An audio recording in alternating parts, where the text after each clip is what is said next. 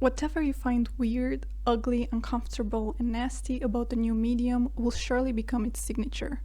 See the distortion, the jitteriness of digital video, the crap sound of 8-bit, all of this will be cherished and emulated as soon as they can be avoided. It's the sound of failure. So much modern art is the sound of things going out of control, of a medium pushing to its limits and breaking apart. The distorted guitar sound is the sound of something too loud for the medium supposed to carry it. The blues singer with a cracked voice is the sound of an emotional cry too powerful for the throat that releases it. The excitement of grainy film, of bleached out black and white, is the excitement of witnessing events too momentous for the medium assigned to record them. I always felt that film photography has a special texture of nostalgia, and it seems like I'm not the only one, since so many of us get drawn back to grainy filters, bleached out effects, and oversaturated colors on our photos. Some of us are so enamored with this particular feel that film is giving us that we also go scramble through our parents' old boxes and get out their old film cameras, whether professional or easy point and shoot, and we start taking photos of precious moments of our lives. And by some of us, I mean me. I am doing all of these things. But what's even more interesting is that even camera rolls, for example, had a point in which they were discontinued, like Kodachrome, because of plunging interest in the previous few decades that was brought by the digitalization of the media. Now Kodak is bringing back Ektachrome, another previously discontinued film roll. Polaroid has these new cute Instax mini cameras. Even in music, a lot of artists are now selling their music on vinyls, and they are extremely popular. And the list does not end here. Typewriters, old video game style, CDs, vintage clothing, and so many old mediums and trends are resurfacing now and being more popular than ever. And I know what you're gonna say, the rule of 20 years. Every 20 years the style and the trends come back, and supposedly we are entering our low-rise jeans era again, which I'm not particularly crazy about. But in this case, I think it also has to do with the aspects that a physical medium is able to provide us, which a digital one absolutely cannot. That warm, nostalgic, scratchy, sweet haze that we absolutely love. This is what we are going to dig into today, so let's go.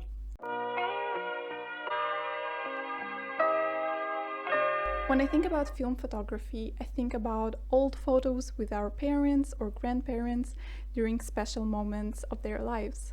Since in the past, taking a photograph was relatively more expensive than today, you had to make sure that the pic was perfect and only at the most important moment. Now we take our phone out to take a pic constantly, whether it is the 1000th photograph with a sunset that we will take and immediately forget about, whether it is a full moon that looks so cool in real life and then you lie to yourself that you can make it look cool in your picture as well, but it ends up looking something like this, or if it's just your regular morning coffee. How many photos do you take on average a day? Because for me, it's definitely more than what previous generations were able to do with film photography. And so what is rare becomes special. Scarcity tends to be associated with a higher value, whether more time and effort was put into the particular piece of media, or simply from the fact that it's difficult to get a hold of it. In my particular experience, I always tend to take film photography only in the most special moments, whether this is a birthday, a graduation, or traveling somewhere. And even though I only have 36 pictures to take on a roll, after I developed them, I end up loving all of them so much, because I made them special with my intention and with the high effort that I put into them. But I think the most important thing that makes me love a photo on a film is just the vibes and the aesthetics it gives. So a film photograph compared to a digital one feels a lot more dreamy, warm, hazy, and ethereal. And why do we love it so much? I think this is because photographs are encapsulated memories. When you think of a particular important day or memory, you don't remember it in full detail, but rather through rose-colored glasses. You may remember bits and pieces like a ray of sunshine, a particular smell, like coffee or wet pavement. You may remember laughter and joy, but you never see a perfect, clear picture. And this is where digital photos don't feel like memories anymore, while film photos do. Because digital photos show you in high quality exactly how it was, and film photos show you distorted, hazy, warm, grainy, sometimes blurry moments just like our memories appear in our minds. Why we love our film photos better than our digital ones? It's also just because we put more effort into them. To be able to take a good film photo, you need to buy your film roll, you need to be mindful with the number of your photos that you take, you have to take care of the lighting, you have to wait so that the whole roll is complete, after which you have to either develop them yourself, which is an extremely laborious process, but very satisfying at the same time, or you have to go to a developing shop and then make a second trip there after a few hours or days to get them back. So from the intent of taking a photograph to actually seeing that photograph, there is a long and time-consuming process. While if you want to take a digital photo, you just take your phone, which is already probably in your hands most of the time, or in your immediate vicinity, you click one button and you can immediately see it. We tend to love more the things in which we put effort and intent. And even though the film photo does not come out perfect, in the end, those little imperfections like dust, little threads, some bleaches here and there, all of those things you end up loving even more because they make your photo unique. They are attesting to the whole process of getting that photo, and they are a reflection of you as a creator, the person behind the camera experiencing this moment. And then of course, when you take a film photo, you develop it and you print it, you get to keep the physical photo in your hands. And I know that there are technologies right now to scan directly from the film roll and get the digital photo without needing to print it. And this is actually how I am doing most of my photography. But the reality remains that film photos are more physical than digital ones, even in the way that they are acquired. So for a film photo, you let the light interact with the chemicals on a film roll, and what you get is a physical reflection of the moment on your film roll. For a digital photo, the moment is captured directly in a digital format, and I think that also somehow changes the look of the photo in the end. Technical savvy people that actually know how photography works, please don't come at me. This is just how I understood it. And after you get your physical photo, you can make photo albums, just like our parents have. Even though I never have made one for myself, I hear that there are many people that enjoy doing that. In a digital era where so much is about streaming and all our stuff is somewhere on the cloud, we lose sense of what we actually own. And so it's nice sometimes to see the physical representation of what we create. But the thing I love the most about film photography is that you click that button, you take the photo, and then you move on with your life and with experiencing the moment. While for a digital photo, you take a photo and you immediately look how it turned out. You notice an imperfection, you retake the photo, and then you try again and try again. And then really the photo becomes the focus point of that moment, when in reality experiencing that moment should be the most important thing. And this is not to say that a medium is more superior than others. A digital photo can have many other advantages compared to a film one in different settings. Most notably how effortless it is and how it does its job done. If it's a crucial photo that you have to make sure you capture it, sometimes a quick photo with your phone is the best, instead of finding out a few weeks later that the film photo came out ruined. Technology has advanced so much, and we are truly blessed to be able to choose different technologies for different particular needs that we have. I'm saying all of this to appease the phone camera lovers. I don't hate digital photos, I swear. The reality is that I will take 20-30 photos with my phone to get the perfect setting and pose, and then after that I will also take a photo with my film camera because I have to make sure it ends up nice. So I guess a combination of both technologies can sometimes be the best way to go. Now, when it comes to vinyl music, I confess I am not the expert. I've only ever had a vinyl player when I stole it from my grandparents because they were never using it. It worked a few days and then the needle broke, and changing it would have cost more than buying a new player altogether. So my experience was a short one, but definitely memorable. When you think about vinyl, you think, of course, those fuzzy, scratchy sounds when the needle first touches the vinyl, or when it encounters some dirt or irregularities. Those could be hated, those could be loved, but the most important thing is that the music feels fuller, as if no qualities were lost during the process of recording it. And there is some truth to it. Now, when we listen to music from an audio file, it has been compressed in order to not occupy as much space. And of course, that loses some of its qualities. At the same time, when listening to vinyl, the music reverberates because it is an analog to analog production process. In other words, there's less digital to mess around with it, and it starts feeling more real. And when you buy music on vinyl, you start owning that music. You take it, display it on a shelf, or grow a bigger collection. The process of choosing the perfect vinyl is also what makes it even more special, because this is a deliberate choice and reasoning behind each purchase. And then on Spotify or YouTube, you just Google and stream it.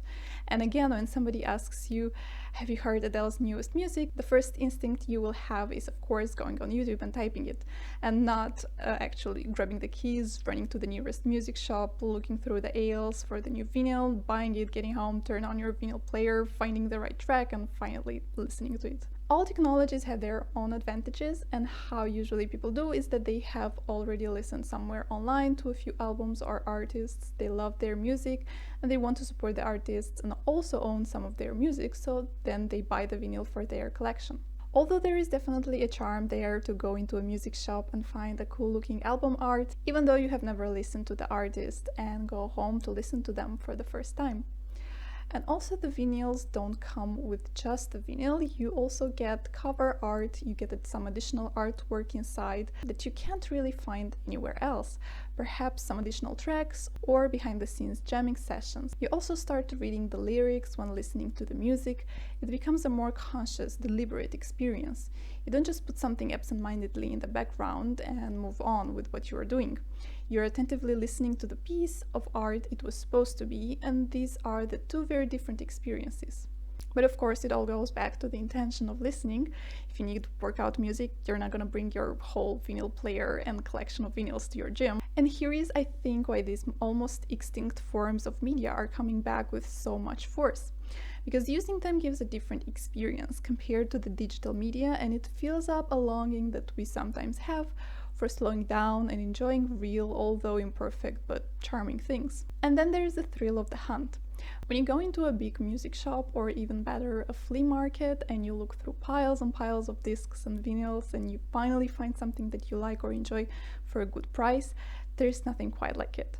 Unless you buy them and resell them on eBay 100 times more expensive, in which case this is a very morally gray area, and I still can't figure out if I want to be friends with you or not. But the same happens, for example, with vintage clothing. I remember it used to be so easy, well, relatively easier, to find real gems when I was secondhand shopping, and now whenever I go to flea markets or secondhand shops, there's nothing really left there anymore. So there is definitely the allure of the hunt that is becoming more and more popular in the vintage world, whether it is for the personal collection or just plainly reselling them on Instagram. And on one hand, I'm happy that people enjoy buying used things and they don't end up in landfills. And on the other hand, should a secondhand sweater cost thousands of dollars? And another piece of memorabilia from the times that we never experienced but we romanticize for some reason is the typewriter.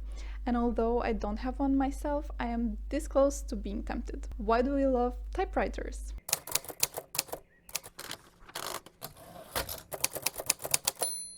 Music to my ears. And although the click-clack sounds are 99% of the reason why we love typewriters, let me also talk about the other ones. They're damn aesthetically pleasing. You can see how they work because it's right there, the mechanisms is exposed. It really feels like you are creating something when you type, and there's visual and auditive cues for that too.